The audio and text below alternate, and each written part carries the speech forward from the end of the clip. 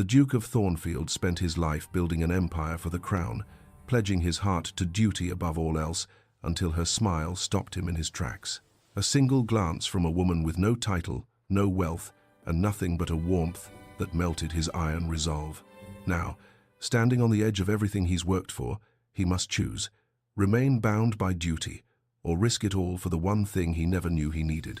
But the deeper he falls, the harder it becomes to escape the trap of the crown and the love he never thought he'd want. Will he walk away from everything, or is it already too late? Hello, lovely. If you're enjoying this romantic tale, I'd be so grateful for a like or a subscribe. It helps me bring you more stories of love, longing, and history. And if you're up for it, tell me in the comments where you're watching from. I read every note, and it always brings a smile to my face. Chapter 1. The Weight of the Crown. The scratch of quill on parchment was the only sound in the Duke of Thornfield's private study, save for the relentless tick of the mantel clock, marking the passage of another hollow evening. Edmund Ravenswood sat alone at his mahogany desk, long after the corridors of Whitehall Palace had emptied of ministers and clerks. The weight of England's trade negotiations spread before him like a battle map. A single oil lamp burned, casting shadows that danced across walls lined with leather-bound volumes and framed maps of territories he'd helped secure for the crown. The marble fireplace stood cold and dark. Edmund never bothered to light it, even on chill evenings. Comfort seemed an indulgence when duty demanded his attention. His eyes drifted from the French textile agreement to the portrait hanging above the fireplace. His father, the late Duke, stared down with the same stern expression Edmund had learned to mirror perfectly. Those painted eyes seemed to follow him, judge him, remind him. 34 years, Edmund thought, setting down his quill. 14 of them in service to the crown. What do I have to show for it? A title, a legacy, an empty house. The memory arrived unbidden, as it often did in these solitary hours. His father's bedchamber, the smell of illness and impending death, the old Duke's hand gripping his with surprising strength. Edmund. His father's voice had been weak but unyielding. The Ravenswood name has served the crown for 2 centuries. Above all else, above comfort, above desire, above everything. Promise me. Promise you'll never forget your purpose. I promise, father. Say it. Say what matters. Edmund had swallowed hard, feeling the weight of generations settling on his shoulders. The crown is all that matters. His father had smiled then, satisfied, and released his hand. He died 3 days later. The promise had become Edmund's compass, his measuring stick, his prison. The sound of footsteps on marble broke through his reverie. Edmund didn't look up. He knew that confident stride. You're working late again. Lord Geoffrey Wycliffe entered without knocking, carrying 2 glasses and a bottle of brandy. I saw the light from the courtyard. The French ambassador expects a response by Friday. Edmund gestured to the documents before him. These tariff structures won't negotiate themselves.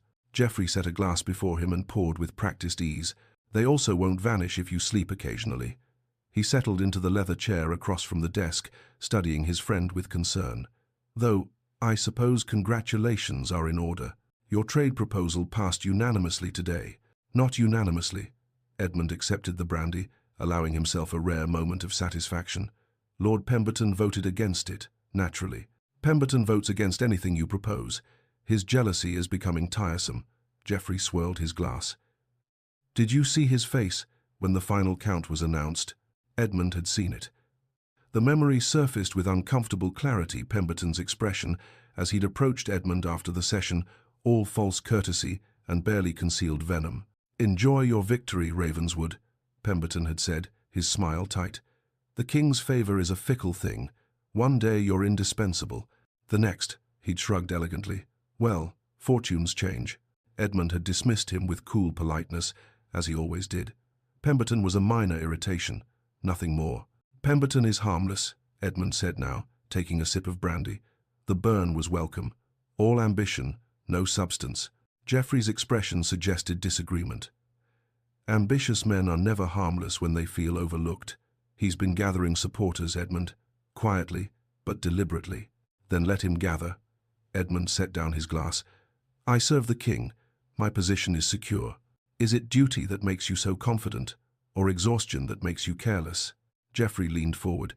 When was the last time you left London? Attended a ball? Did anything that wasn't in service to the Crown? I attended Lady Ashford's musical last month, where you spent the entire evening discussing agricultural subsidies with the Austrian ambassador. That doesn't count. Geoffrey paused, then added carefully, There's more to life than duty, Edmund. Is there? The question came out more bitter than Edmund intended. He softened his tone. Forgive me, it's late. Was there something specific you needed, or did you come merely to lecture me on my habits? Geoffrey's expression shifted to something more serious. Actually, I came about your mother's charitable trust. There's a family in Bath requiring assistance, the Westbrooks. Edmund felt a flash of irritation. Send Carruthers. He manages the trust accounts. Protocol requires you to personally assess their circumstances. You know this. Geoffrey produced a folder from his coat. Your mother made you promise to oversee the trust personally. See the people, Edmund, not just their paperwork. Those were her words. Another promise. Another chain. Edmund's jaw tightened. I have the French ambassador arriving Friday. The Austrian trade delegation the week following. I cannot simply abandon my responsibilities to honor your mother's final wish. Geoffrey's voice was gentle but firm. Edmund, she established this trust to help families destroyed by circumstances beyond their control. She wanted you involved personally because she knew you'd become this. He gestured at the desk, the documents, the cold fireplace. All duty, no humanity. The words stung because they were true. Edmund reached for the folder. 3 days, Geoffrey. No more. 3 days is sufficient. Geoffrey stood, relief evident. The Westbrooks are expecting you Thursday afternoon. I've taken the liberty of arranging your accommodation in Bath. Of course you have. Edmund managed a slight smile. Is there anything you haven't organized? Your happiness. That, I'm afraid, you'll have to manage yourself. Geoffrey moved toward the door, then paused. Get some sleep, Edmund. The treaties will still be there tomorrow.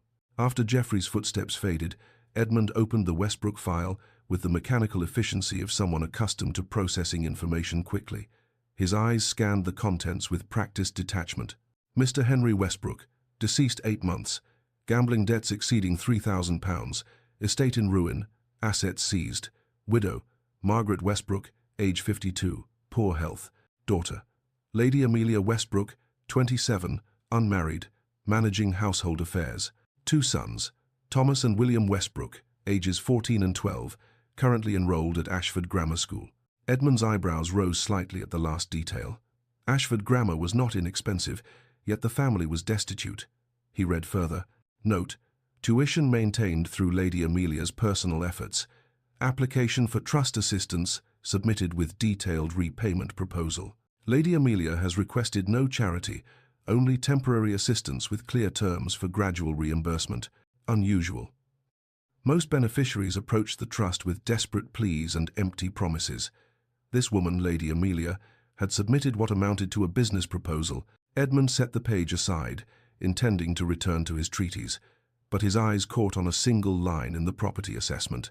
The Westbrook Garden, once renowned in Bath society, is maintained personally by Lady Amelia Westbrook, who dismissed the groundskeeper to reduce expenses.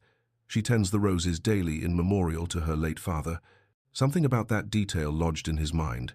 A woman of the gentry, doing manual labor to preserve her father's memory.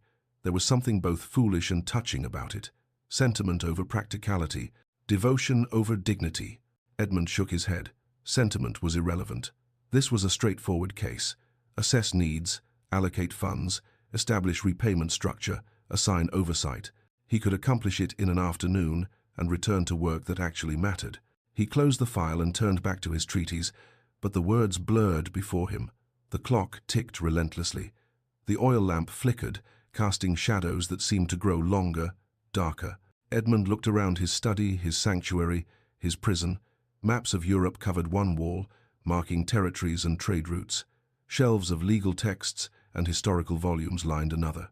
His father's portrait dominated the fireplace wall, those stern eyes ever watchful. What did he have, truly? A title inherited, not earned. A position granted by birth, not merit. Respect born of fear and formality, not genuine regard. An empty townhouse in Mayfair that he visited only to sleep.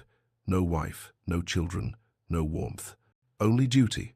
Edmund picked up the Westbrook file once more, opened it to that curious detail about the garden. 3 days in Bath, he murmured to the empty room. Then back to what matters. He rose and moved to the window.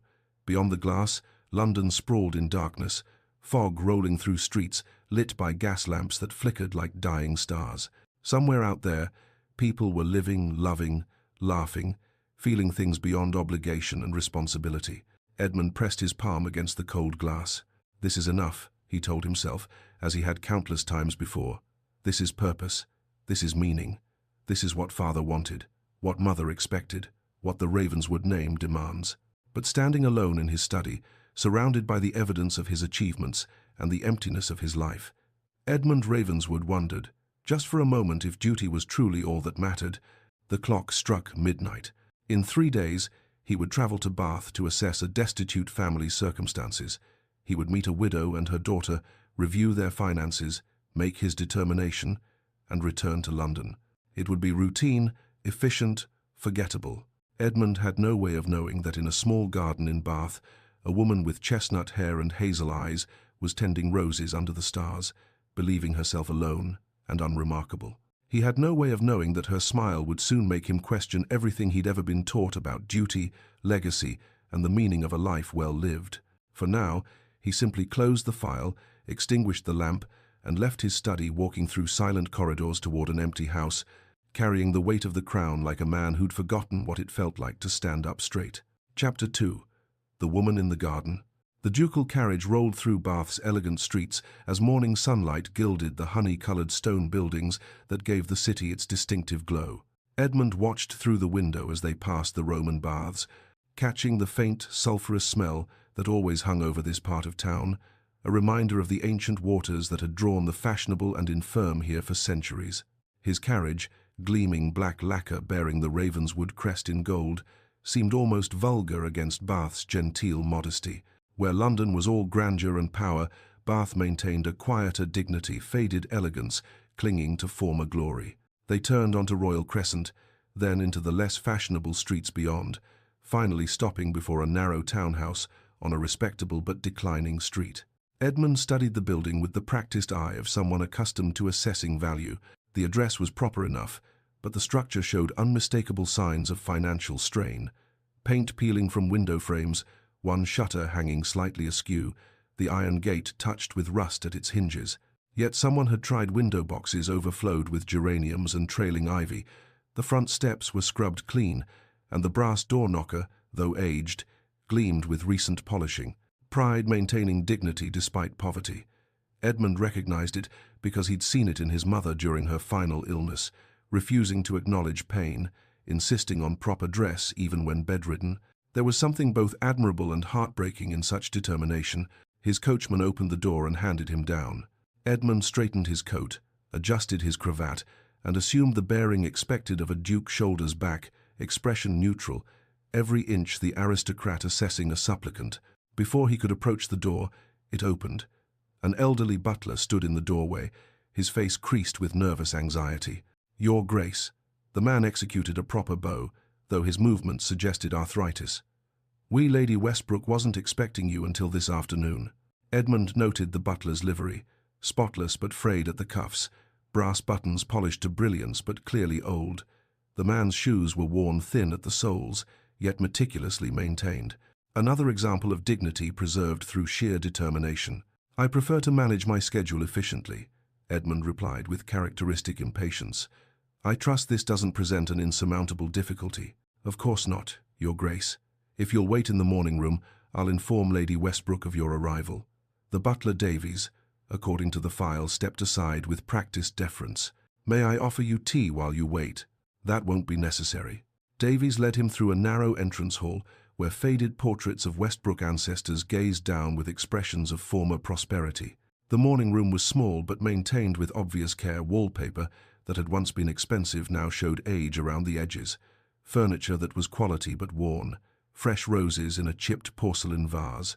"I'll inform Lady Westbrook immediately, Your Grace." Edmund watched Davies retreat, then moved to examine the room more carefully. He should sit, wait patiently, maintain the proper distance between benefactor and supplicant. Instead, He found himself drawn to the window overlooking the back garden. What he saw stopped him completely. Where the house showed neglect, the garden was extraordinary. Roses bloomed in profusion, pink, white, deep crimson, pale yellow, their beds meticulously maintained. Gravel paths wound between plantings, raked smooth as any formal garden. Lavender bordered the walkways, and climbing roses covered a trellis near the back wall. This was not the garden of someone making do, this was the work of someone who understood beauty and refused to let it die, regardless of cost. And there, among the roses, was a young woman. She wore a simple morning dress of grey muslin, practical rather than fashionable, with sleeves rolled to her elbows in defiance of propriety. No gloves protected her hands. Her chestnut hair was pinned up loosely, tendrils escaping around her face in a way that suggested she'd been working for some time without bothering to check her appearance. She was completely absorbed in her task, pruning roses with careful attention, examining each cut before making it. Edmund watched, telling himself he was simply observing, while he waited as she moved from bush to bush with graceful efficiency. These were not the movements of someone playing at gardening. This woman knew exactly what she was doing. She paused before a particular rosebush, studying a bloom that was just beginning to open. A smile spread across her face, not the polite, practiced smile Edmund was accustomed to seeing in London ballrooms, but something genuine and unguarded. That smile transformed her entirely. It was like watching sunlight break through clouds. "There you are," she said softly to the flower, her voice carrying through the open window. "I knew you'd bloom if I was patient." Edmund felt something shift in his chest, a tightening, or perhaps a loosening. He couldn't identify which. A robin landed nearby, bold as brass, hopping close to where the woman worked. She laughed, a warm, unguarded sound that seemed to belong to the garden itself, and Edmund realized he was staring. He never stared.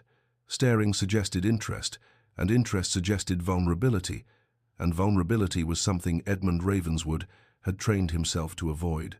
Yet he couldn't look away. The woman turned toward the house, perhaps sensing observation. Their eyes met through the glass.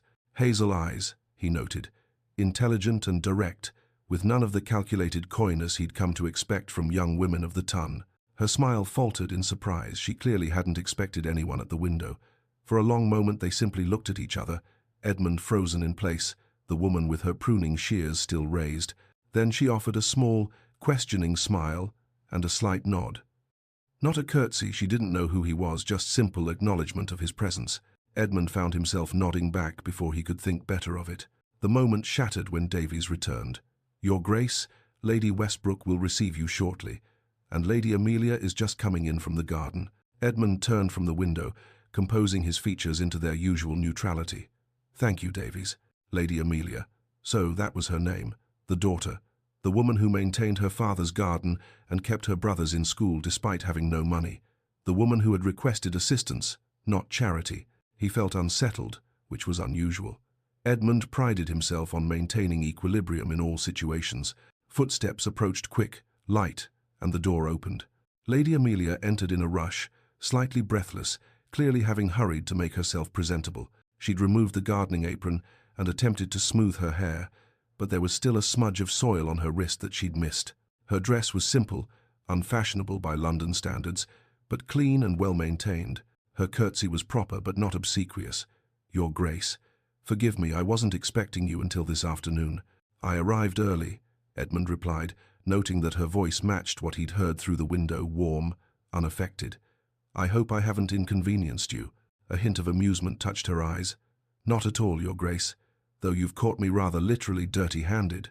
She held up her hands with disarming honesty, showing the soil still under her fingernails despite obvious attempts to clean them. "I was tending my father's roses. I'm afraid I lose track of time there," Edmund heard himself say, before he could consider whether it was appropriate. "They're beautiful. The garden." Her face lit up with obvious pleasure. "Thank you, Your Grace. It was Papa's greatest joy. I couldn't let it go to ruin, even if—" She trailed off, then finished simply, "even if circumstances have changed." The door opened again, and an older woman entered slowly, leaning on a carved walking stick. Mrs. Westbrook was frail but kind-faced, her movements suggesting both poor health and determined grace. Formal introductions followed proper courtesies, exchanged with the ritualistic precision of their class.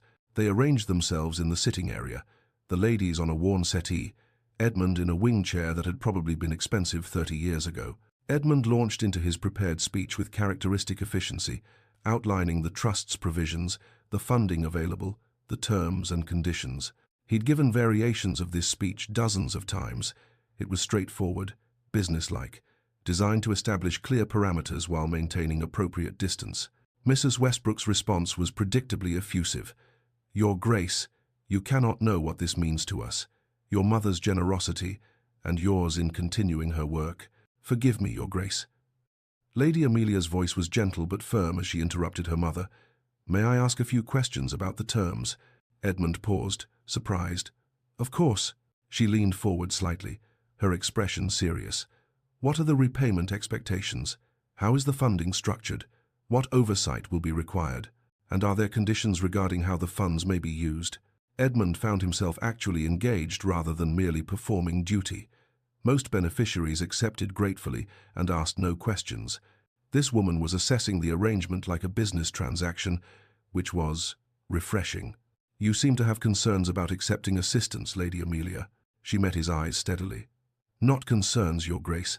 I simply believe in understanding obligations completely. We're accepting assistance, not charity. There's a significant difference. Most people would consider the distinction academic. Most people haven't had to manage a household's collapse while maintaining their family's dignity." Her voice was matter-of-fact, not bitter. Charity demeans the recipient.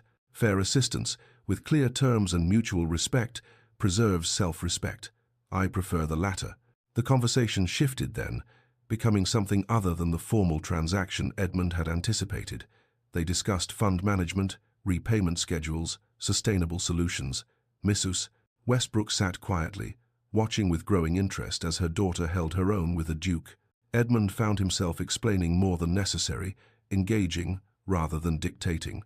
When he mentioned her brother's schooling, noting that maintaining their education despite financial ruin showed commendable priorities, Amelia's expression softened. "They're good boys, Your Grace. They deserve their chance, despite our father's mistakes." No bitterness colored her words, only determined love. As the meeting concluded, Edmund realized with some surprise that he was reluctant to leave. He stood, they stood. Proper farewells were exchanged. At the door, Edmund paused. "Your father's garden. He had excellent taste in roses." That smile returned the genuine, transformative one he'd witnessed through the window. "He always said roses require patience and faith, Your Grace. You must tend them carefully, even when they're not blooming, trusting that beauty will come." Their eyes held for a moment. Edmund saw grief there, and love, and a quiet strength that had nothing to do with birth or fortune. "Wise man," he said softly. He was. Understanding passed between them, of loss, of duty, of maintaining dignity when everything else crumbles. Edmund left the Westbrook house with the afternoon sun warm on his shoulders, climbed into his carriage, and gave orders to return to London. But during the entire journey, he found himself thinking about her smile, her soil-stained hands, her refusal to accept diminishment. That night, working late in his study as always, Edmund caught himself wondering if she was in her garden under the stars, tending her father's roses with patient faith that beauty would come. It was a foolish thought, sentimental, irrelevant to his duties. Yet, he wondered nonetheless. Chapter 3. Duty and desire collide. The French ambassador's voice seemed to come from very far away, though the man sat directly across from Edmund in the Whitehall conference room. Morning light slanted through tall windows, illuminating maps of European trade routes spread across the polished table. "Your Grace." The ambassador's tone suggested this wasn't the first time he'd attempted to gain Edmund's attention. "The tariff structure on Lyon silk?" Edmund blinked, forcing his mind back from a sunlit garden in Bath, where a woman with soil-stained hands smiled at roses. "Forgive me. The tariff structure, yes. A reduction of 15% on finished goods, provided France reciprocates on English wool." He delivered the response with his usual precision, but Geoffrey, seated to his right, raised an eyebrow. Edmund never lost focus during negotiations. Never. By Wednesday's parliamentary session, Edmund's distraction had become a liability he could no longer ignore.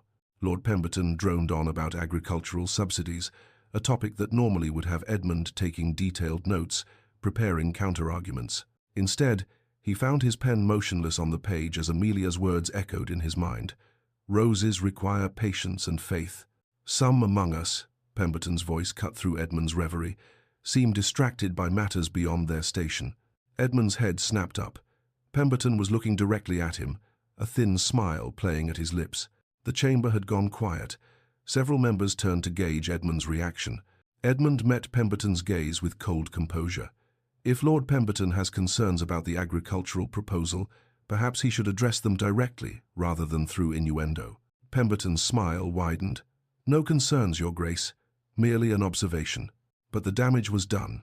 As the session concluded, Geoffrey caught Edmund's arm in the corridor. You're not yourself. Geoffrey kept his voice low. What happened in Bath? Nothing happened. A routine trust matter. Edmund attempted to move past, but Geoffrey's grip held firm. Edmund, I've known you since we were boys at Eton. You've never been distracted by routine anything. Geoffrey's expression was concerned rather than accusatory. Talk to me. Irritation flared at Geoffrey for noticing, at himself for being noticeable. I'm tired, that's all. The French negotiations have been demanding. Geoffrey studied him for a long moment, then released his arm. If you say so. That night, alone in his study at Thornfield House, Edmund finally admitted the truth to himself. He couldn't stop thinking about her, about Amelia Westbrook with her intelligent questions and unguarded laugh, her refusal to accept charity, her hands gentle on rose stems, her eyes that seemed to see past every defense he'd spent a lifetime constructing. He told himself it was merely intellectual respect. She was intelligent, refreshing after the vapid society women whose conversation rarely ventured beyond weather and fashion. Nothing more than that, but sitting in the darkness, listening to the clock tick away another empty evening, Edmund knew he was lying to himself. It was everything more. The following Friday found Edmund at the Ashford estate for dinner, the purpose barely concealed behind elaborate courses and polite conversation. Lord Ashford wanted to solidify the match between Edmund and his daughter Catherine, and he'd arranged the evening with the subtlety of a military campaign. Lady Catherine Ashford was beautiful in the conventional way that London society prized blonde hair dressed in the latest fashion, blue eyes that matched her silk gown, porcelain complexion that spoke of gentle breeding. She was accomplished. Her pianoforte performance before dinner had been technically flawless, her French accent impeccable when she'd conversed with the visiting Comte, her embroidered shawl a work of considerable skill. The alliance would strengthen both families politically. It was, by every measure, an excellent match. Catherine was seated beside Edmund at dinner, a placement too deliberate to be accidental. She made polite conversation the unseasonably warm weather, the upcoming season at Covent Garden, Lady Pemberton's new conservatory. Edmund played his part with practiced ease, attentive and courteous, offering appropriate responses at proper intervals. But some traitorous part of his mind kept drawing comparisons. When Catherine mentioned her garden, saying, I find roses rather demanding. I prefer less troublesome flowers like dahlias. Edmund heard Amelia's voice. Roses require patience and faith. When Catherine discussed her charity work, I organize the Ladies' Society. We send baskets to the deserving poor twice monthly. Edmund remembered Amelia's words. Charity demeans. Fair assistance preserves self-respect. After dinner, Lord Ashford cornered Edmund in his study under the pretense of offering port. Catherine is fond of you, Ravenswood. Ashford poured generous measures into crystal glasses, and the king himself has expressed approval of the match. Lady Catherine is an exemplary young woman, Edmund replied, which was both true and safe. The families have circled each other long enough. Ashford handed Edmund a glass. I propose we announce the engagement at the Royal Ball next month. Give society something to celebrate.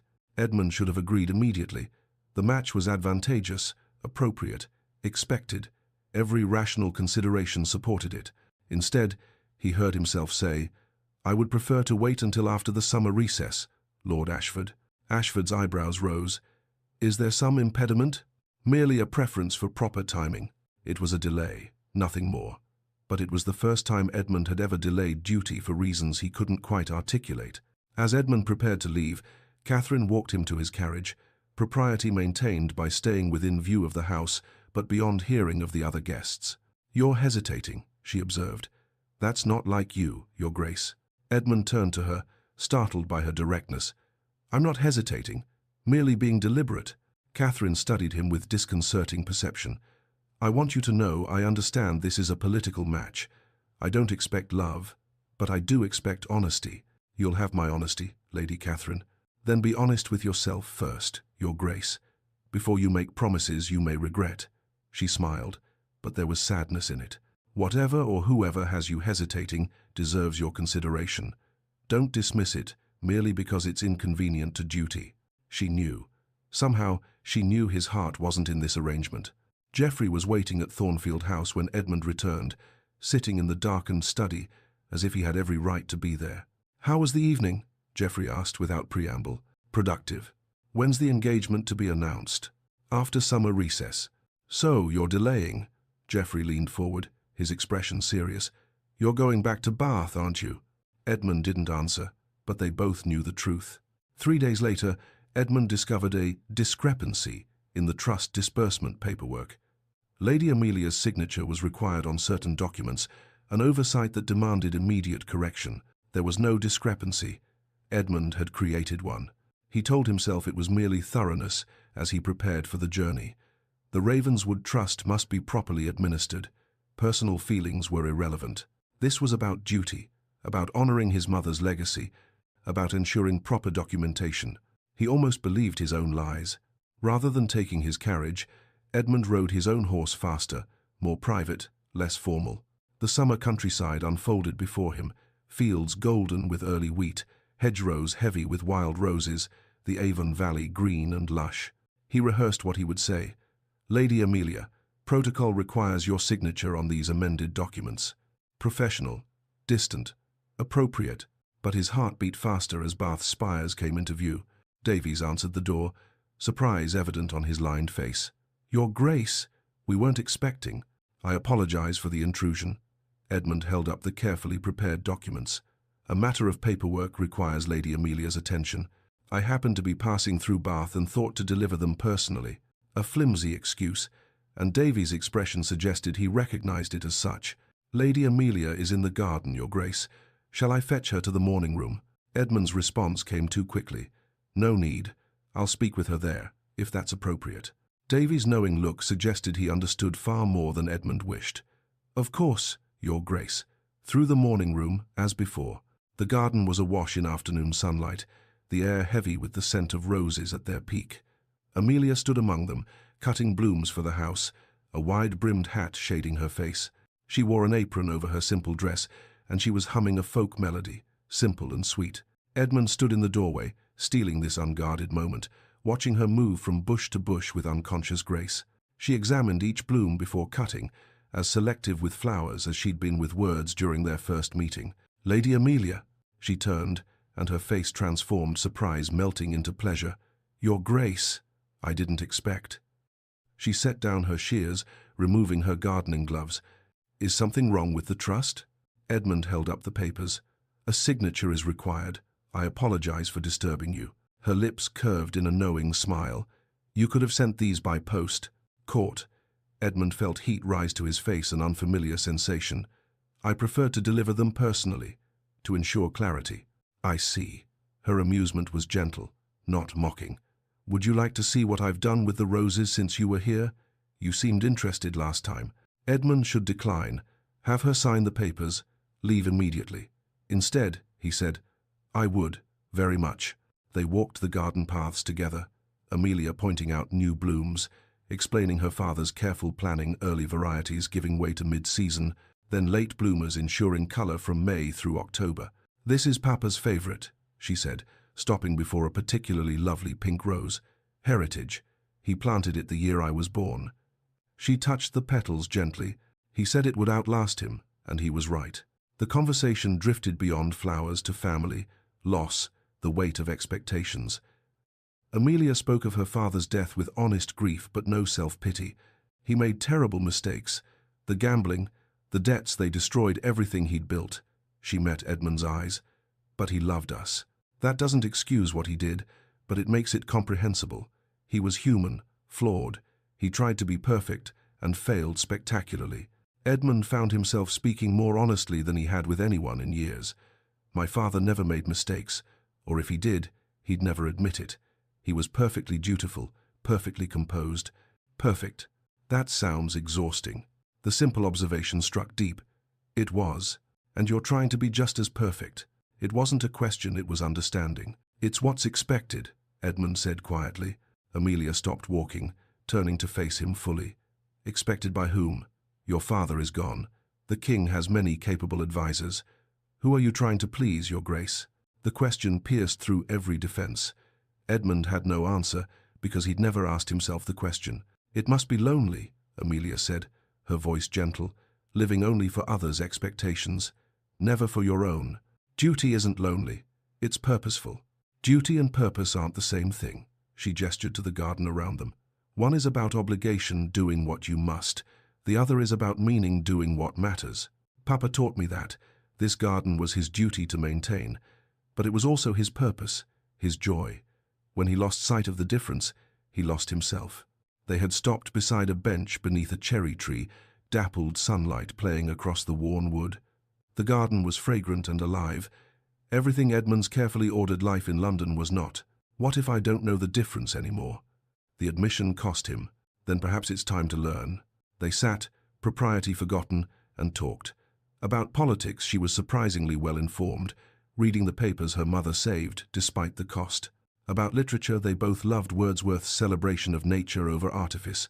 About philosophy, duty, the lives we're expected to live versus the lives we might choose. Amelia challenged him, questioned him, saw him as Edmund rather than the Duke of Thornfield. When the sun began to sink toward the horizon, Edmund realized with shock that more than an hour had passed. He stood reluctantly, and they walked back toward the house in companionable silence. Their hands brushed accidental contact as they navigated a narrow section of path. The touch was electric. Both felt it. Both quickly withdrew. "Your papers," Amelia said, her voice slightly breathless. "You forgot your papers." "Yes, the papers."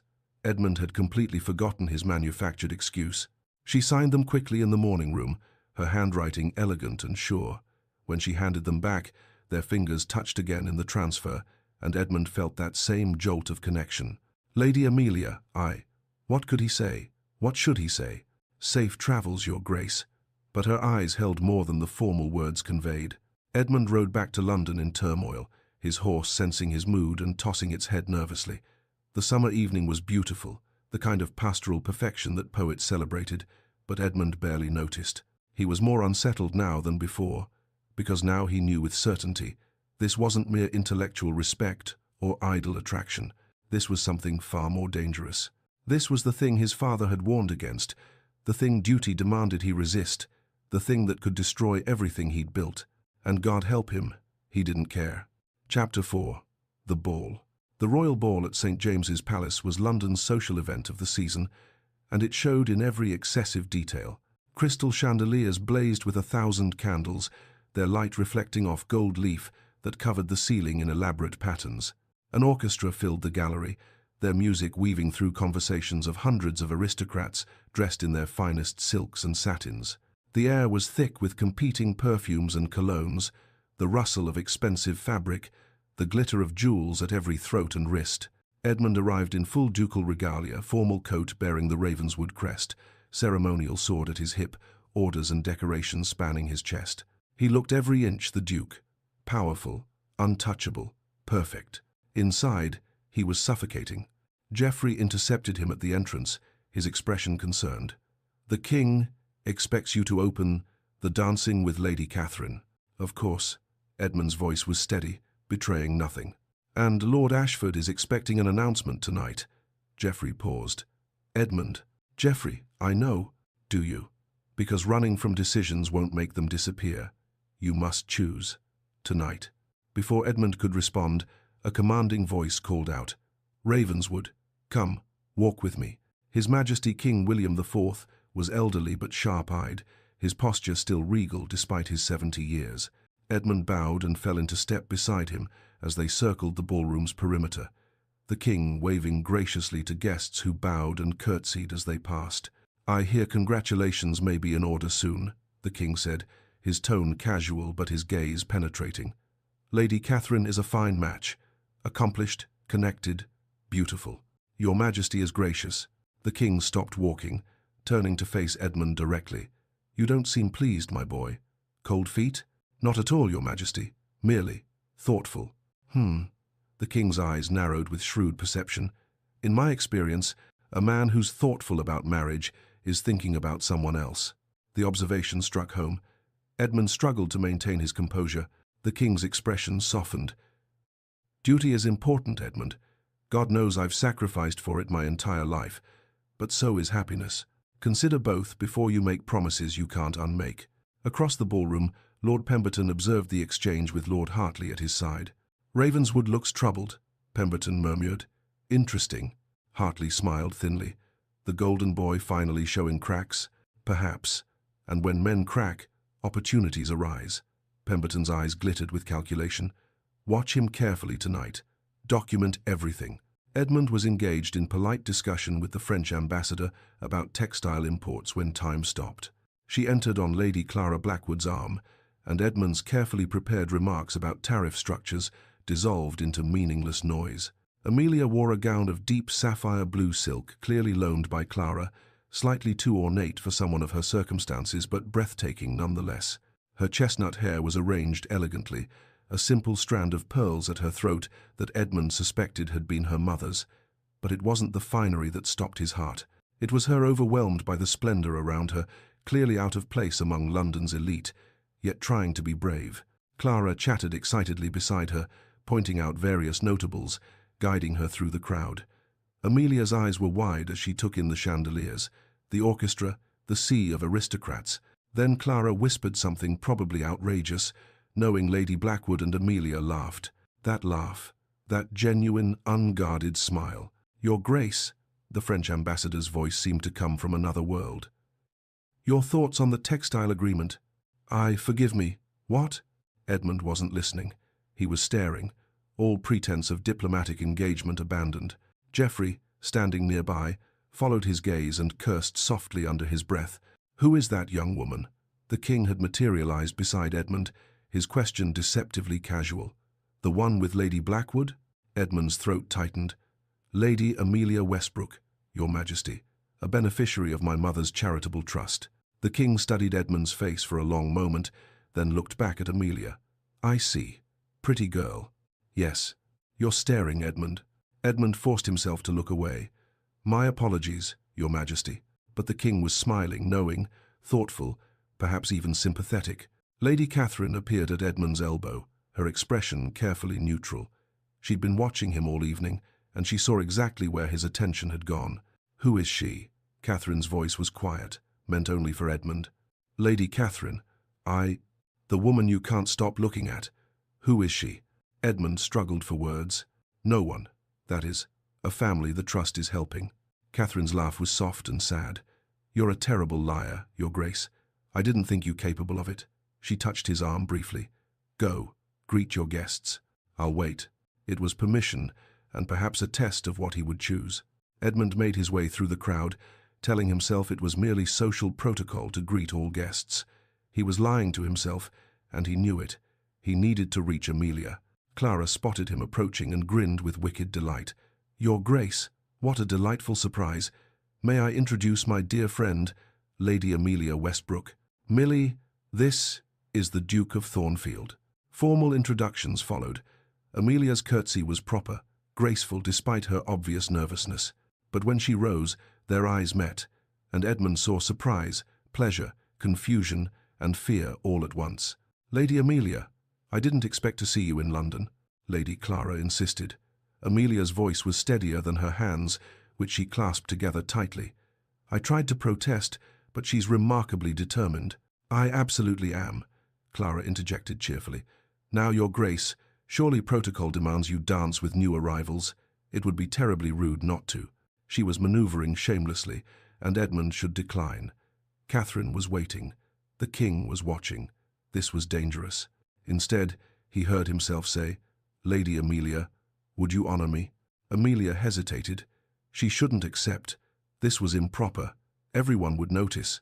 But she said, I would be honored, Your Grace. Edmund's hand at her waist felt like the most natural thing in the world. Her hand in his, light and warm, seemed to belong there. As they began to waltz, the ballroom faded the hundreds of watching eyes, the whispered speculation, the weight of expectation. There was only Amelia. They danced in silence for a moment before Edmund spoke. "You dance beautifully. My father insisted on lessons, even when we couldn't afford them." A sad smile touched her lips. "Grace costs nothing," he'd say. He was right. Amelia's expression grew troubled. "This is a mistake, isn't it? My being here." "Probably. Everyone is staring. Let them. You're supposed to be doing something important tonight, aren't you?" Edmund looked into her hazel eyes, and something inside him broke free of the chains he'd worn his entire life. "This feels rather more important than any affair of state." Amelia's breath caught. The words were too much, too revealing, too dangerous. Their eyes locked as they continued to dance, the world narrowing to the space between them.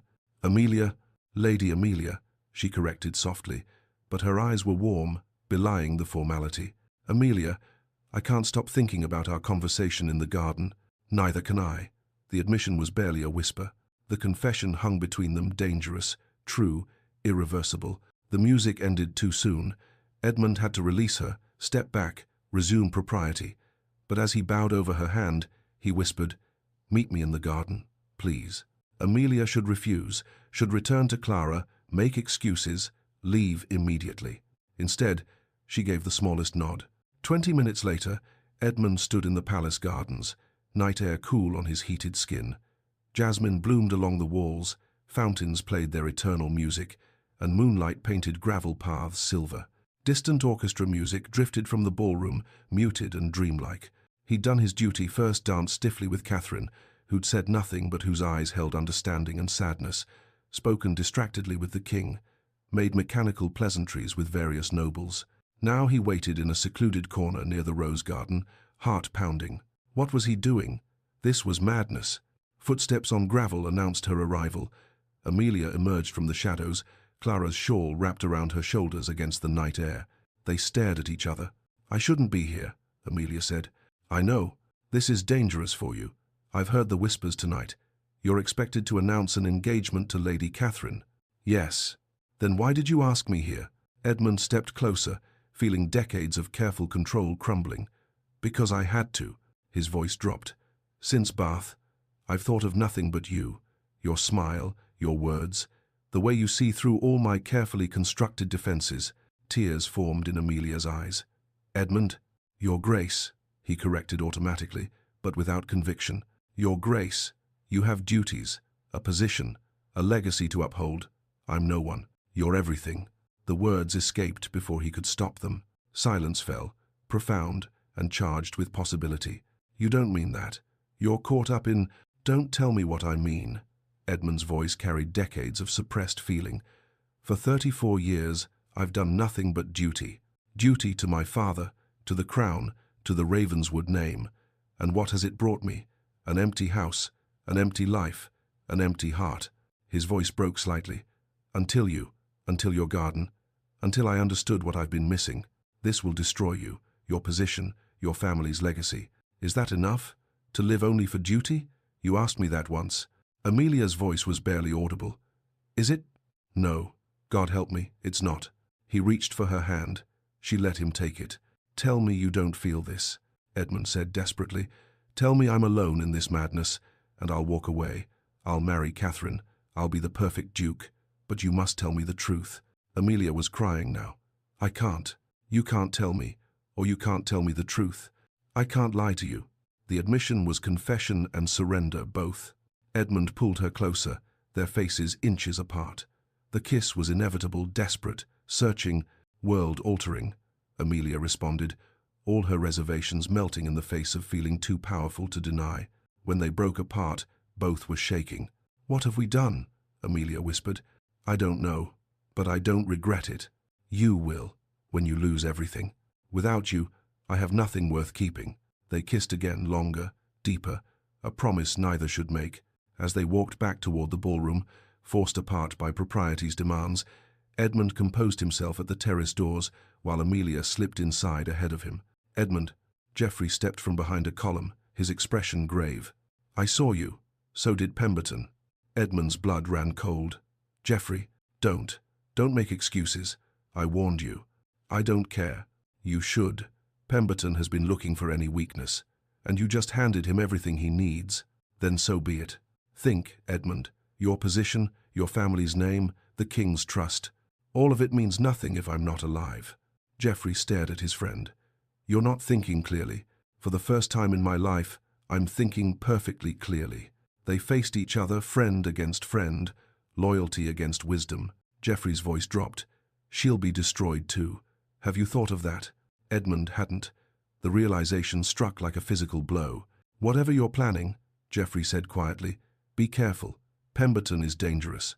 He left Edmund alone on the terrace. Through the windows, Edmund could see Catherine dancing with another gentleman, maintaining dignified grace. The king, watching everything with shrewd eyes. Pemberton, in deep conversation with Lord Hartley, both glancing toward the terrace. And Amelia, standing with Clara, pale and shaken. Edmund realized with terrible clarity. Geoffrey was right. He'd set something in motion that he couldn't control, and it might destroy them both. Chapter 5. The scandal erupts. The week following the ball, Edmund and Amelia moved through London like criminals, stealing moments in the grey hours before society stirred. Clara Blackwood facilitated with enthusiasm, seemingly oblivious to the danger she was courting, delighted by the romance unfolding under her patronage. Early mornings found them walking in Hyde Park before fashionable hours, when only servants and tradesmen populated the paths. Afternoons brought discreet tea at Clara's townhouse, technically chaperoned but with Clara conveniently occupied elsewhere. Once, Edmund rode to Bath for a single stolen afternoon in the Westbrook garden, staying mere hours before racing back to London. They talked about everything, the future, possibility, whether love could overcome the weight of circumstance. I'll speak to the king, Edmund insisted one morning as they walked beneath oak trees, heavy with summer leaves. Explain the situation. Surely he'll understand. Edmund, be realistic. Amelia's voice was gentle but firm. A duke cannot marry a penniless nobody. Society has rules for good reason. You're not nobody. You're everything I want. Want and possibility are different things. But despite her reservations, despite her practical nature, Amelia was falling. Edmund could see it in her eyes, feel it in the way her hand trembled when he helped her into Clara's carriage. Edmund spoke of giving up his seat in Parliament, living quietly abroad. We could go to Italy. I have investments, we'd be comfortable. More than comfortable. You'd wither without purpose, Amelia said sadly. Service is in your blood. You'd grow to resent me for what you sacrificed. Then I'll find new ways to serve. There are diplomatic positions, ambassadorships. They were building a dream, beautiful, fragile, doomed. What they didn't know was that Lord Pemberton was watching. His network of servants and sympathetic aristocrats reported each meeting, each indiscretion, building a portrait of the Duke of Thornfield, compromised by inappropriate passion. Let them think they're being discreet, Pemberton told Lord Hartley over brandy one evening. Let the Duke dig his own grave. When the time comes, we'll simply provide the shovel. Monday morning, 2 weeks after the ball, Edmund arrived at Whitehall for what should have been a routine council meeting. The moment he entered the building, he knew something was wrong. The atmosphere was strange. Colleagues who normally greeted him with respect averted their eyes. Whispers followed him through corridors like smoke. Junior ministers pressed themselves against walls as he passed, as though proximity might contaminate them. Geoffrey intercepted him before he reached the council chamber, his face pale beneath his normally ruddy complexion. Edmund, don't go in there. What's happened? Geoffrey handed him a letter-expensive paper, sealed with an anonymous mark. Edmund broke the seal with growing dread. To Lord Ashford, he read aloud, his voice steady despite the ice spreading through his chest. I write in confidence to express my grave concerns regarding His Majesty's trade policies. The King's naive approach to French negotiations endangers England's interests. A younger, more vigorous monarch would see clearly what our aging sovereign cannot. The Crown's influence wanes while opportunities for alternative leadership grow. Your loyal servant, Ravenswood. Edmund looked up from the page. I never wrote this. I know. Geoffrey's expression was grim. But there are 6 more, each to different members of Parliament, each suggesting you harbour ambitions above your station. Horror dawned on Edmund's face. Treason. The implication is clear, and these began circulating 3 days ago. Geoffrey paused. Edmund, can you prove you didn't write them? The handwriting isn't mine. It's close enough. An expert forger. And there's more. Geoffrey handed him a scandal sheet, the morning's gossip paper. The headline screamed in bold type, "Duke's judgment compromised. Ravenswood court scandal with penniless." "Nobody," Edmund read with mounting fury.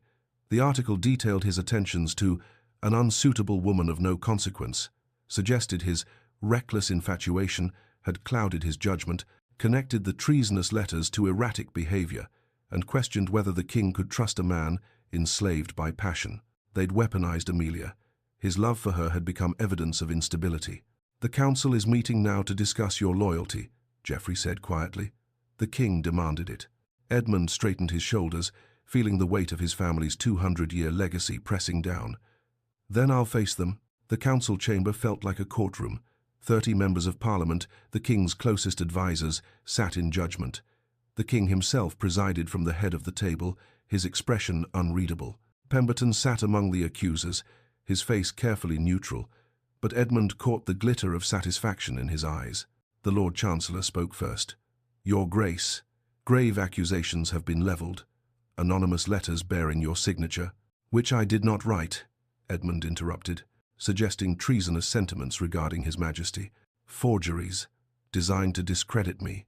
Pemberton rose smoothly.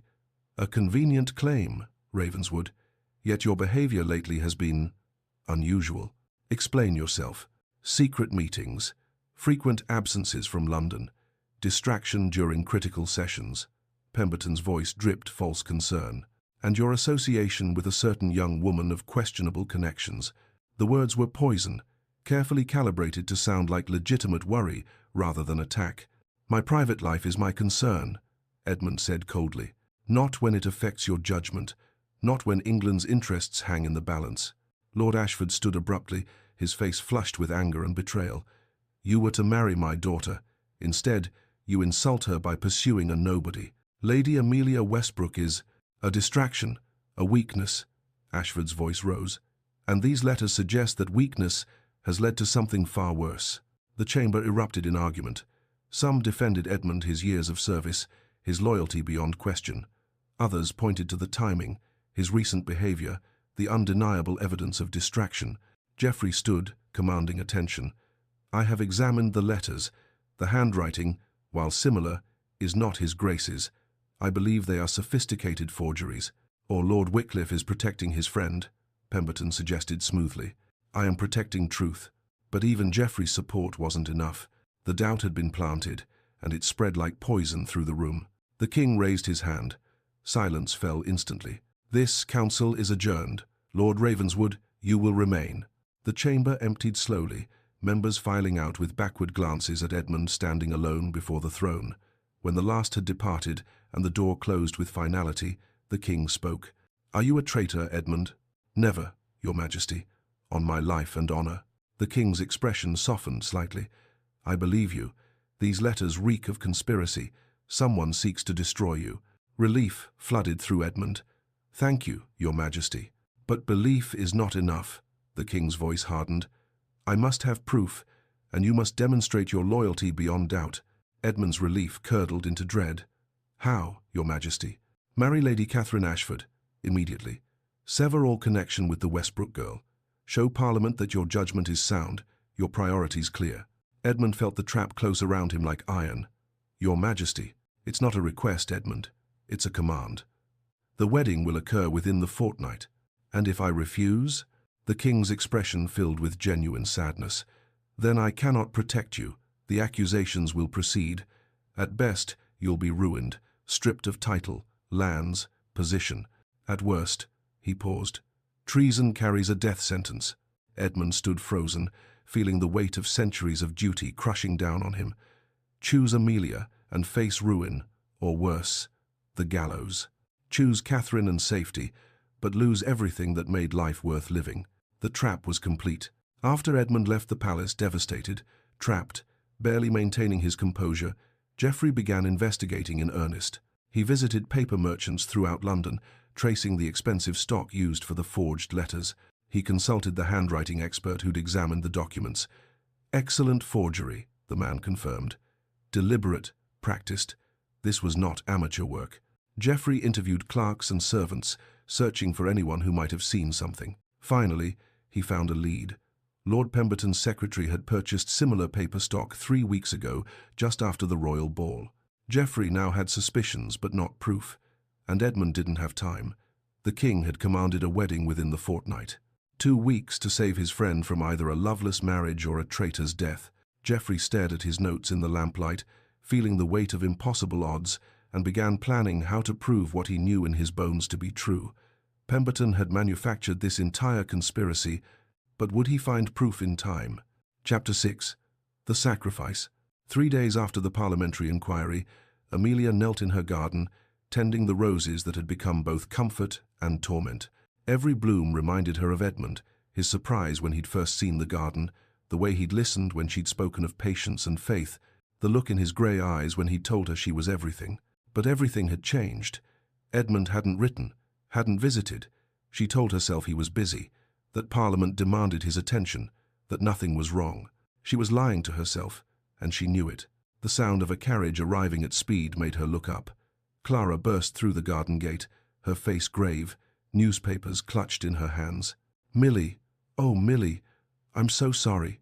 The papers told the story in screaming headlines. Duke Ravenswood accused of treason. Royal wedding announced. Ravenswood to wed Lady Catherine. King commands Duke to prove loyalty through advantageous match.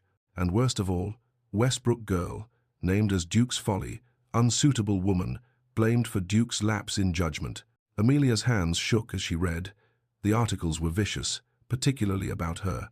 Fortune hunter, social climber, woman of no breeding who used feminine wiles to ensnare a duke during a moment of weakness. Some even questioned her morality. Proper ladies do not pursue gentlemen above their station.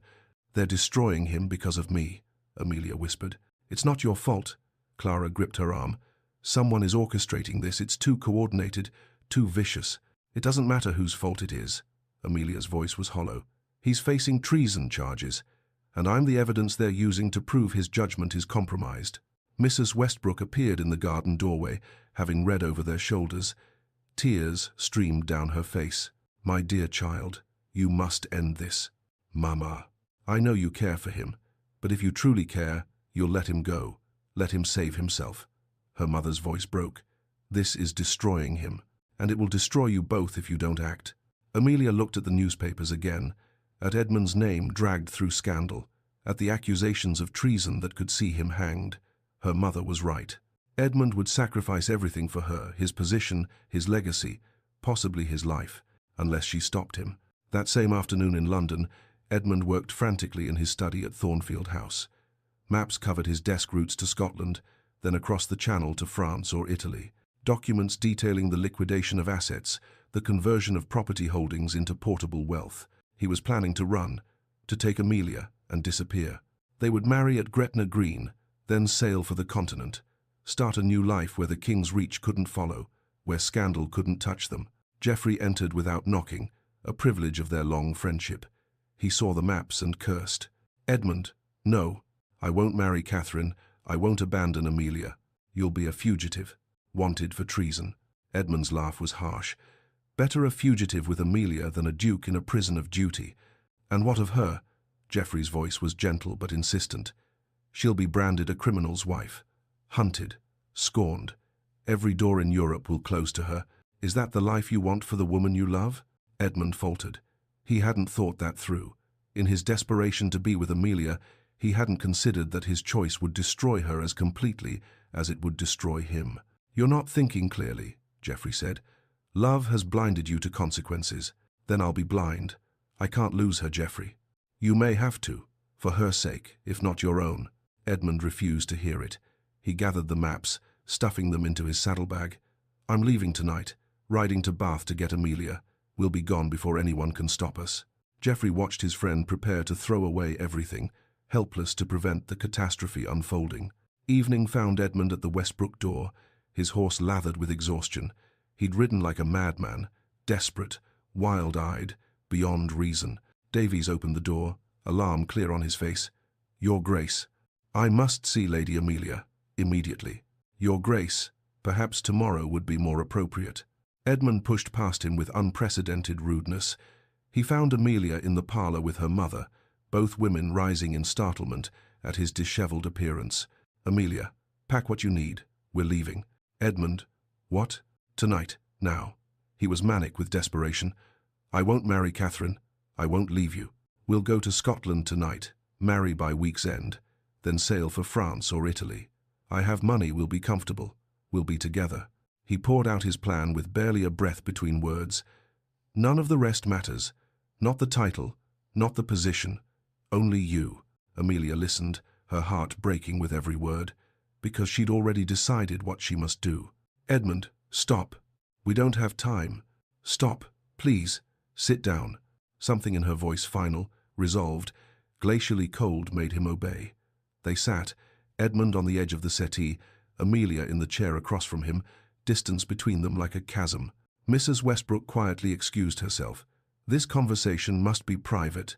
Amelia had rehearsed this moment in her mirror, practiced the words until they came easily. But looking at Edmund now, desperate, loving, willing to sacrifice everything, nearly broke her resolve. She must be cruel to be kind. "I've given your proposal considerable thought." "And?" Hope flared in his eyes. Amelia forced coldness into her voice. "I must decline." "Amelia, let me finish." She couldn't look at him. "I'm grateful for your attention these past weeks. It's been flattering." Edmund flinched. "Flattering? But I'm a practical woman, Your Grace. I understand reality." She made herself meet his eyes. "A duke's interest in someone of my station? It was an opportunity, a chance to improve my family's circumstances." The lie tasted like poison on her tongue. "What are you saying?" Edmund's voice had gone quiet, dangerous. "I'm saying you were a means to an end. Surely you understand. The trust, the connections, the possibility of elevation." She forced the words out. "Did you truly think I cared for you? A man who lives like a corpse, following orders, never truly alive?" "Stop!" Edmund stood, his face draining of color. But Amelia couldn't stop. She had to make him believe this, had to make the lie so cruel he would hate her, would go back to London, would marry Catherine and be safe. "You're not even a real person, Edmund. You're a title with a pulse. All duty, no passion, no authentic feeling." Tears threatened, but she blinked them back savagely. "I could never love you. You're too cold, too bound by obligations, you're too weak to break." Edmund stared at her as though she'd struck him. "Look at me. Look me in the eyes and tell me that kiss meant nothing." This was the moment. Amelia stood, forced herself to meet his gaze directly, and delivered the final blow. "It meant nothing. You were a duke who paid attention to me. I was flattered. But love?" Her voice nearly broke on the word, but she held steady. "No, there was never love." She gestured toward the door. "Go back to London. Marry Lady Catherine. Fulfill your duty. It's what you were always meant to do, what you're good for." Edmund opened his mouth, closed it. Something died behind his grey eyes. She could see it happen, see the light extinguish. "I see." His voice was hollow, dead as winter. No anger, no argument, just devastating acceptance. He turned toward the door, his movements mechanical, as though his body operated independently of his shattered soul. "Forgive the intrusion, Lady Westbrook. I won't trouble you again." He walked out. Amelia stood frozen, listening to his footsteps recede. The front door closed, careful, controlled, not slammed, despite his pain. The sound of his horse leaving, hoofbeats fading into the Bath evening. Amelia made it to the door before her legs gave out. She pressed her forehead against the wood, and the sobs came silent, violent, grief ripping through her like a physical wound. She slid down to the floor, wrapped her arms around her knees, and broke apart. Clara appeared from upstairs where she'd been waiting, listening. She rushed to her friend and pulled her into an embrace. "I had to," Amelia gasped between sobs. "I had to set him free. I know, darling. He'll be safe now. He'll go back. He'll marry Catherine. He'll live." Amelia's voice was barely human, raw with anguish. "It doesn't matter what it costs me. He'll survive. That's all that matters." But she wept, as though her heart had been torn out. Because it had. Clara held her as she cried, stroking her hair, whispering comfort that meant nothing. Outside, the summer evening was beautiful roses blooming, birds singing their vespers. Inside, Amelia Westbrook destroyed herself to save the man she loved. And in doing so, she proved that sometimes the cruelest kindness is letting go. Chapter 7. The Revelation. Edmund returned to London, a changed man, or rather, no longer a man at all. He'd become an automaton, going through the motions of life with mechanical precision and no feeling whatsoever. He agreed to everything. Marry Catherine, public announcement, immediate ceremony. Whatever duty demanded, he would perform. Geoffrey found him in his study 3 days after Bath, reviewing wedding arrangements with the same detached efficiency he'd once applied to trade negotiations. "Edmund, are you certain about this?" "About what?" "My duty." Edmund's voice was flat, emotionless. "She made it clear what I was to her, a means to an end. I was a fool to think otherwise. She loved you. I saw her face. You saw what you wanted to see, as did I." Edmund set down his pen with precision. "I mistook gratitude for affection, manipulation for genuine feeling. An embarrassing lapse in judgment, but one I've corrected." Geoffrey recognized this version of Edmund, the perfect duke. All duty, no feeling. But this was worse than before. Before, Edmund had been controlled. Now he was simply dead inside. Wedding preparations proceeded with ruthless efficiency. 10 days until the ceremony. Catherine tried repeatedly to reach him, to have the conversation every engaged couple should have. "Edmund, we should talk about expectations, about how we'll manage. You'll be an excellent Duchess. That's sufficient." Catherine studied his face with growing concern. "Is it? Because you look like a man walking to his execution. Appearances can be deceiving, Lady Catherine." She pressed her lips together, recognizing the futility of further discussion. She was marrying a ghost, and they both knew it. 1 week before the wedding, Geoffrey's investigation finally bore fruit. He'd spent days interviewing servants, tracing paper sources, examining records with obsessive attention to detail. A clerk at a Bond Street stationer's finally provided the breakthrough. "Lord Pemberton's secretary purchased paper matching this stock 3 weeks ago," the clerk confirmed, examining the forged letters. "But more interesting, I saw Lord Pemberton himself in Hyde Park around that time, watching a gentleman and a lady. He was taking notes." Geoffrey's pulse quickened. "Can you describe them?" "Tall gentleman, dark hair, duke by his bearing. The lady was pretty, chestnut hair, simply dressed. Edmund and Amelia." Geoffrey consulted the handwriting expert again. Could Pemberton have commissioned these forgeries? The expert examined the letters carefully. Possible.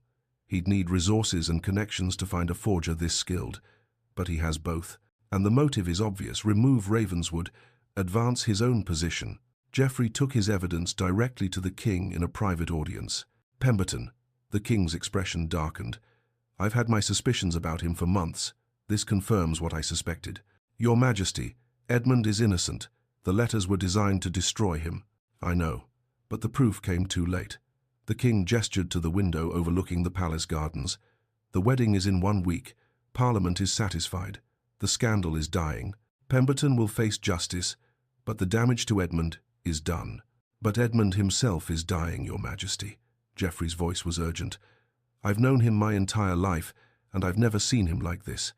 He's given up. He's surrendered to duty because he believes the woman he loves betrayed him." The king turned from the window. "What would you have me do?" "Tell him the truth, about the investigation, about Pemberton's conspiracy. Give him the choice you denied him when you commanded the marriage. And if he still chooses Lady Westbrook over Lady Catherine, then at least he'll have chosen freely." The king considered this for a long moment, his aged face thoughtful. Finally, he nodded. 3 days before the wedding, Edmund was summoned to a private audience with the king. No advisors, no witnesses. Just the two of them in His Majesty's private study, a comfortable room with books and maps, far from the formal grandeur of the throne room. "Sit, Edmund, please." The king's tone was informal, almost gentle.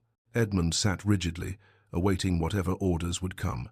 "I'm going to tell you a story," the king said, "and I want you to simply listen."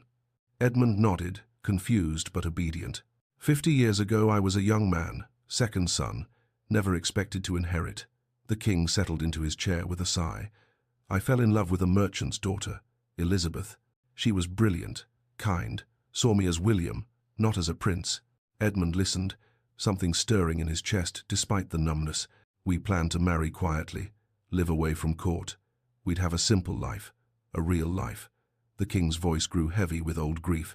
"Then my brother died in a riding accident. Suddenly I was heir to the throne. My father forbade the match. 'The crown requires sacrifice,' he said." Edmund recognized his own story in the king's words. "I was weak. I obeyed. The king's eyes were distant, seeing across decades. I married Princess Charlotte, a good woman, appropriate in every way. We had a respectful marriage. She bore the heir. She did her duty. But I never loved her, and she knew it. The pain in the king's voice was raw despite 50 years of distance. Every night for 50 years, I've gone to sleep thinking of Elizabeth, what our life might have been. I've worn a crown, ruled an empire, had every luxury. He looked directly at Edmund. But I've never had a single day of genuine happiness. Edmund's throat tightened. Your Majesty, why are you telling me this? Because I see my young self in you, and I won't let you make my mistake. The wedding is in 3 days. Arrangements are made. Hang the arrangements. The king leaned forward. Edmund, I knew about the forged letters from the beginning. Edmund's world tilted. You knew? I've been hunting traitors in my own council. Pemberton and his faction have been undermining crown policies for months. I used the scandal as bait. Let them expose themselves. The king's expression was apologetic. I'm sorry you were caught in the trap. Then why did you command me to marry Catherine? I didn't command you. I gave you what I thought you needed, an excuse to do your duty, a way to salvage honor from scandal. The king shook his head. But Geoffrey showed me something today. He showed me a man who's already dead. That's not duty, Edmund. That's self-destruction. She didn't love me. Edmund's voice cracked. She said I was merely a means to an end. And you believed her? The king's smile was sad and knowing.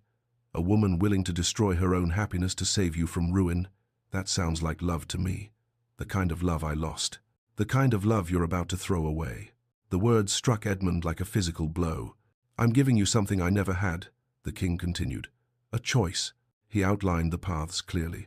Marry Catherine. Become Prime Minister. Secure the Ravenswood legacy. Have power and influence. Serve the crown as your fathers did. He paused. Or follow your heart to Amelia. Accept a position as ambassador you'll still serve, but differently. Build a different kind of life. The Ravenswood name will pass to your cousin Marcus. He's capable. Your legacy will survive without you. The king stood. Either path serves the crown, Edmund, but only one serves your soul. And if I choose wrong? The king's smile was bitter with regret. Then you'll spend 50 years wondering, as I have. Don't make my mistake. Choose, Edmund, but choose with your whole self, not just your sense of duty. He moved toward the door. You have 3 days. Whatever you decide, I'll support you. The king left Edmund alone with thoughts that swirled like a tempest. That night, Edmund sat in darkness in his study, the king's story echoing in his mind. His entire worldview had shattered. Duty was supposed to be clear, absolute, simple. Now he had permission to choose, and choice was agony. Geoffrey found him there hours later, lamplight from the corridor spilling across the darkened room. The king told me what he said. Edmund didn't look up. She told me she never loved me, that I was merely a means to an end. Do you believe that? Geoffrey's voice was gentle. Edmund wanted to say yes. It would be easier to believe the lie, to marry Catherine, to let duty carry him forward. But he remembered her smile in the garden, genuine and unguarded, her hand in his during the waltz, trembling slightly, her tears when she'd spoken those cruel words. Yes, there had been tears. He'd seen them even as she tried to blink them back. I don't know what to believe. Then let me tell you what I saw. Geoffrey sat in the chair across from Edmund. I saw a woman who looked at you like you hung the stars, and I saw that same woman destroy herself to save you from ruin. Why would she lie? Perhaps the same reason you were planning to marry Catherine, misguided nobility. Loving someone enough to let them go, even if it breaks you. The truth crystallized with painful clarity. Amelia had sacrificed their love to save him, just as he'd been willing to sacrifice everything for her. What have I done? Edmund's voice broke. Nothing that can't be undone, if you're brave enough. The wedding is in 3 days. Geoffrey smiled. Then, you don't have time to waste. Chapter 8. The Garden Redemption. The grandest wedding London had seen in years was about to become its greatest scandal. St. George's Chapel blazed with candlelight, hundreds of flames reflecting off gilded walls and crystal chandeliers. The organ swelled with sacred music as aristocracy filled every pew, dukes, earls, viscounts, members of Parliament, in their finest attire. Flowers cascaded from every surface, their perfume thick in the air. Lady Catherine Ashford walked down the aisle on her father's arm, a vision in exquisite lace and seed pearls. her cathedral train flowing behind her like water. She was beautiful, dignified, every inch the perfect duchess. Edmund waited at the altar in full ducal regalia, the Ravenswood ceremonial sword at his hip, family orders spanning his chest, medals earned through years of service. He looked exactly what he was supposed to be, powerful, perfect, untouchable. Inside, he was breaking. The king sat in the place of honor, watching with shrewd eyes. Geoffrey stood as Edmund's witness, his expression carefully neutral. Lord Ashford beamed with triumph. Even Pemberton attended under guard now, but present to witness what he believed was his victory. The Archbishop of Canterbury presided, his voice resonant in the vaulted space.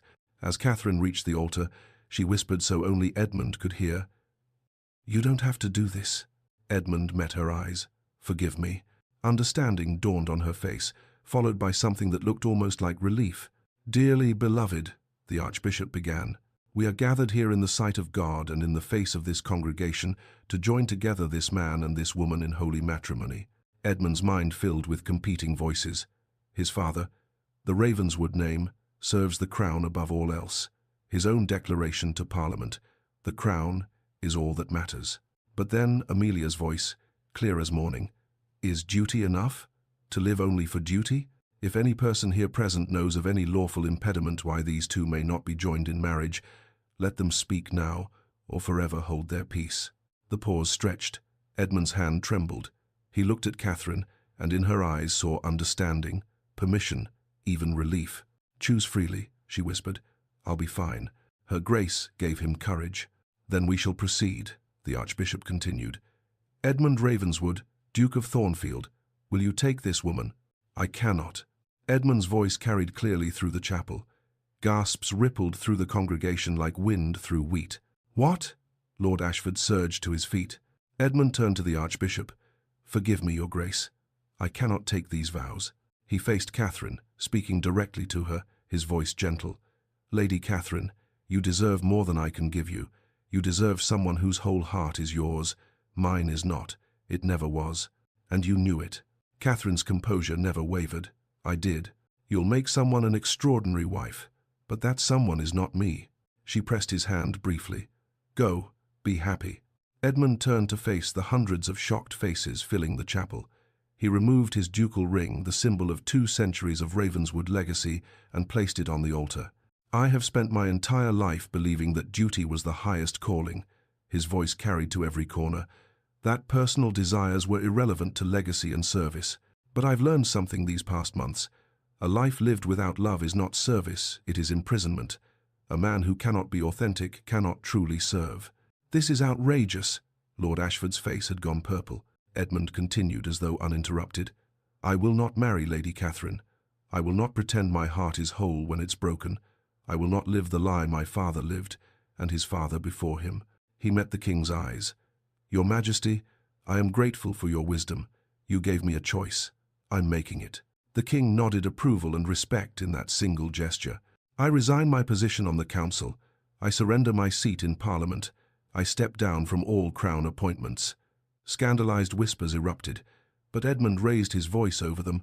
"I do this not in betrayal of the crown, but in service to truth."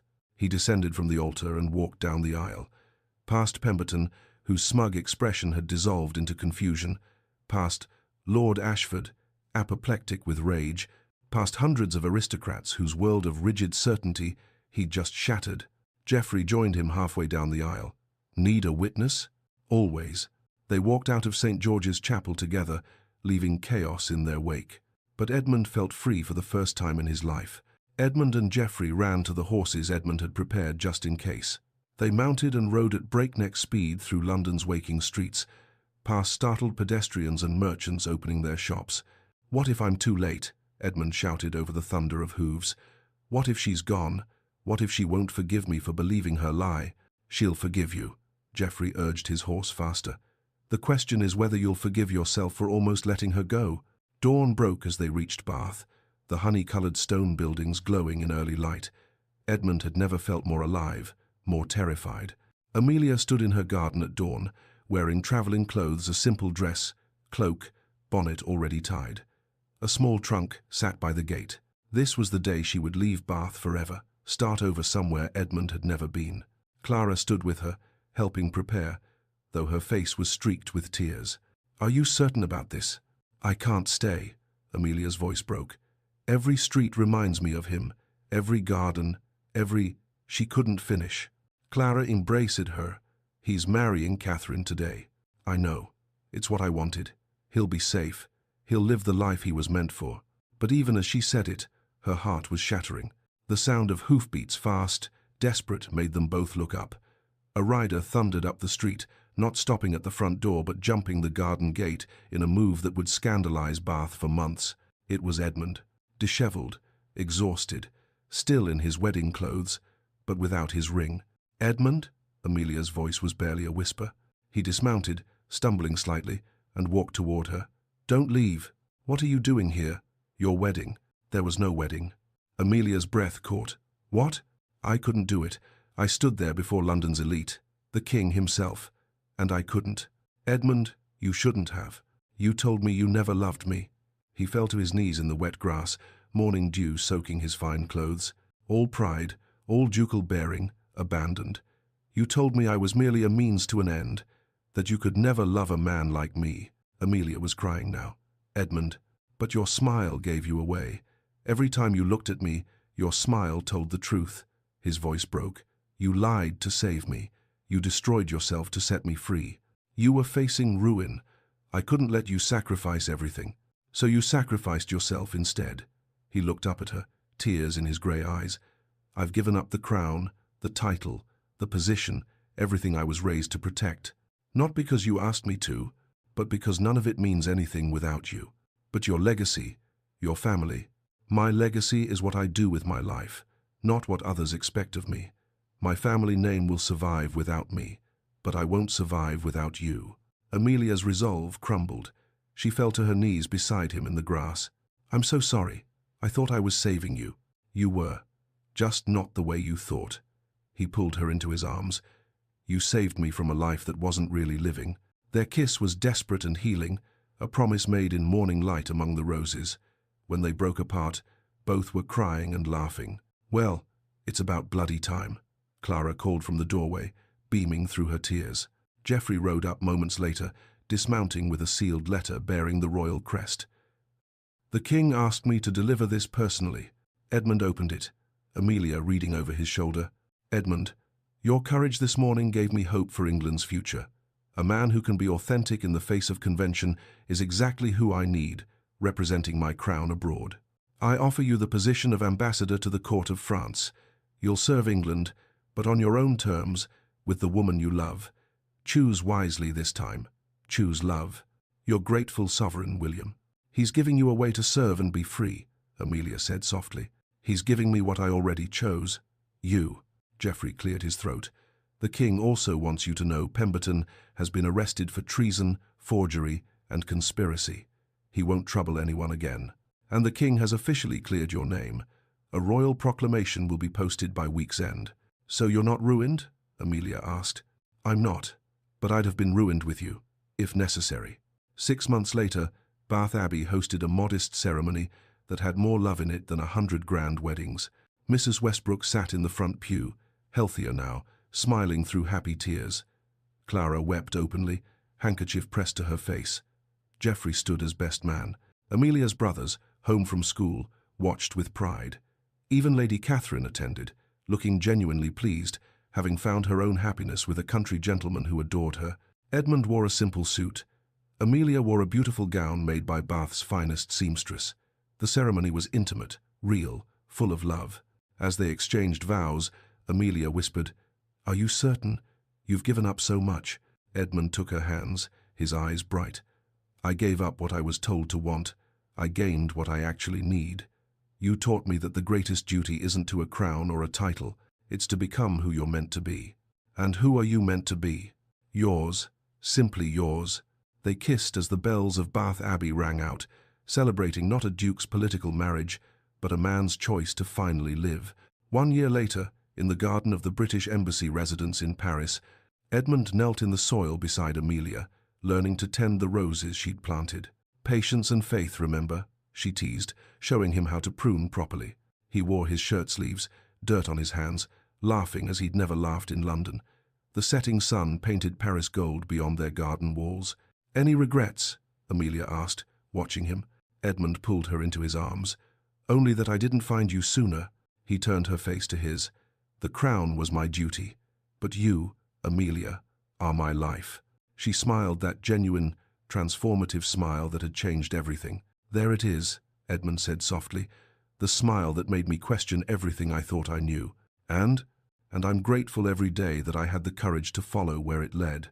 They stood together in their garden, Paris glowing in the distance, no longer bound by expectations, but free to be exactly who they were. Together, and for the first time in his life, Edmund Ravenswood was exactly where he belonged, not in a palace or a parliament, but in the arms of the woman who taught him that love was the greatest service of all. And so Edmund Ravenswood discovered that the greatest duty wasn't to a crown or a title, but to his own heart. Sometimes the bravest choice is choosing love over expectation, authenticity over obligation. If Edmund and Amelia's journey touched your heart, please show your support by giving this video a thumbs up.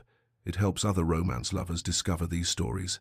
And if you're new here, welcome to Lyra's Romance Stories, where we explore love stories that challenge convention and celebrate courage. Subscribe and turn on notifications so you never miss our next tale of passion, sacrifice, and the transformative power of love. We have more sweeping historical romances coming your way, stories of dukes and debutantes, forbidden love, and choices that change everything. Drop a comment below and tell me, would you have had the courage to walk away from everything like Edmund did? Or do you think Amelia's sacrifice was the truest form of love? I read every comment and I'd love to hear your thoughts.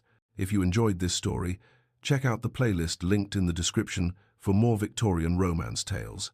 And if you want to support the channel and help us create more stories like this, there's a link to our membership program below. Thank you so much for spending this time with Edmund and Amelia. Until our next story, remember, true love is worth every sacrifice, and the bravest thing you can do is choose your own happiness. This is Lyra's Romance Stories, and we'll see you in the next romance.